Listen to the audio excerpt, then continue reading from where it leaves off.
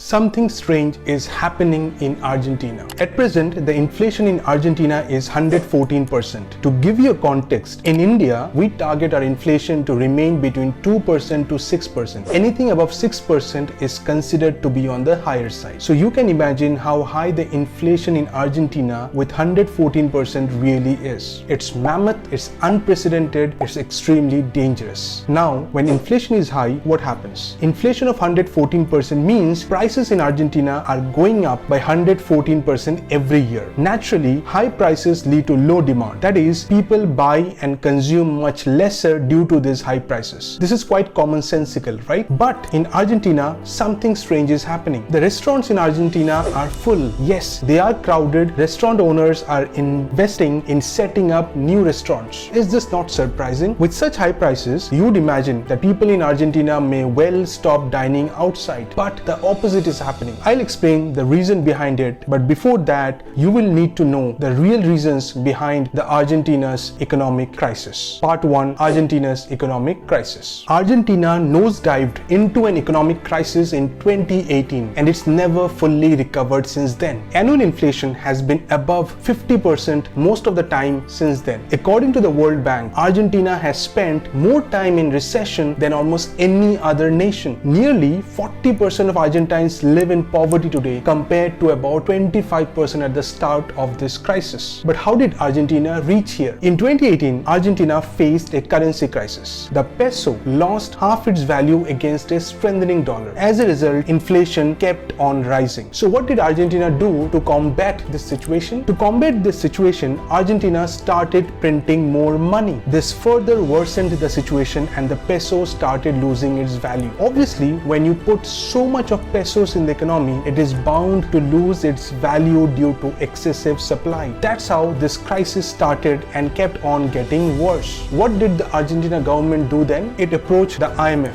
The IMF gave a loan of $57 billion in 2019, but that loan failed to stabilize the economy. The IMF has loaned Argentina twice since 2018, but IMF loans do not come free. Argentina is struggling to implement all the measures that the IMF has put as conditions in lieu of these loans. In short, there is a currency crisis which has triggered the overall economic crisis in Argentina. Now back to the original question. Why are restaurants full in Argentina? How come people in Argentina are spending money to dine outside when the inflation is so freaking high? Part 2. Why are people in Argentina dining outside during this crisis? I just explained to you that the currency of Argentina, which is peso, is rapidly losing its value. So what the Argentines are doing once they get their monthly salary is they go to the grocery store and buy all their essentials for the month. Whatever peso remains left, they use that to buy dollars as part of their savings. Now you may have two questions in mind. Why do the Argentines buy the entire month's essential right at the beginning of the month? And more importantly, why do they buy dollar with their hard-earned pesos? Here are the answers. You see, prices in Argentina have gone completely berserk. An item that you can buy with 100 pesos today may require you to buy with 500 pesos in just a week's time. So Argentines, in fear that their pesos in hand is depreciating in value every minute, are living in the moment and are buying things as early as possible. Now what about the dollars? Why are they buying dollars as part of their savings? Look at this chart. The peso is losing its value rapidly against the dollar. Right now, the dollar is the only stable currency left for the Argentines. They know that the peso is getting weaker every day against the dollar. So if they can have more dollar in hand, they will be better off. Let's understand this with an example. Say an Argentine named Rodriguez has got 1,000 pesos as his salary at the beginning of a month. Now he buys all the essentials for the month, including paying rent, with 700 pesos. He keeps 200 pesos for miscellaneous purchases for the month. With the remaining 100 pesos, he will be buying dollars. That's because the value of the peso in his hand is decreasing every single day. So to preserve the value of the money in his hand, he buys dollars because dollar is a stable currency. Now coming back to the question of why Argentines are dining outside in times of crisis. That's because they know that saving the peso will not help them. It's better to live in the present and enjoy life by spending the pesos. You may wonder, why are they not buying more and more dollars then? Why do they need to spend in dining outside? Well, that's because there is a cap to how much dollars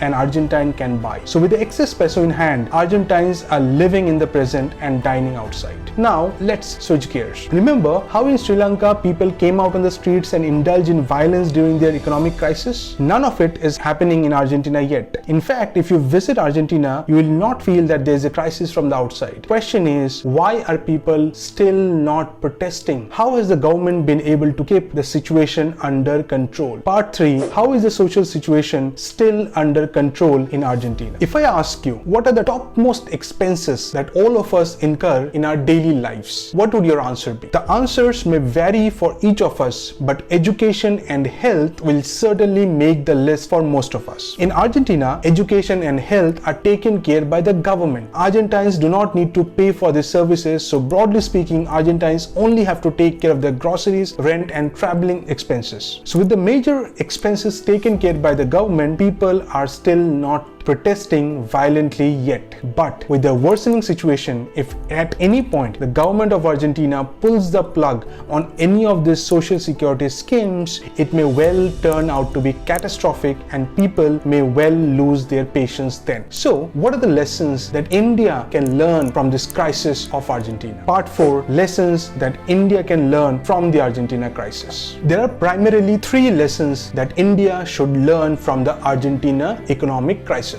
Number 1, always keep an eye on inflation. Indians do not have the social security measures that Argentines have. If at any point we need to face such high inflation, it is going to be extremely difficult for the majority of the citizens of this country. Growth sometimes may take a backseat, but inflation should never be let loose. Number 2, always take care of the rupee and have adequate foreign reserves. India right now is doing okay with around $600 billion of foreign reserves, but we need to be extremely vigilant at all times. And number 3, do not print currency notes blindly. Argentina has worsened this crisis by printing more and more pesos. We should be extremely cautious with our currency printing. If you found this video valuable and if you want me to make more videos on business, economy and geopolitics, then please hit the like button and subscribe to this channel. This keeps me motivated and encourages me to work harder to bring more quality content for you. Thank you for watching.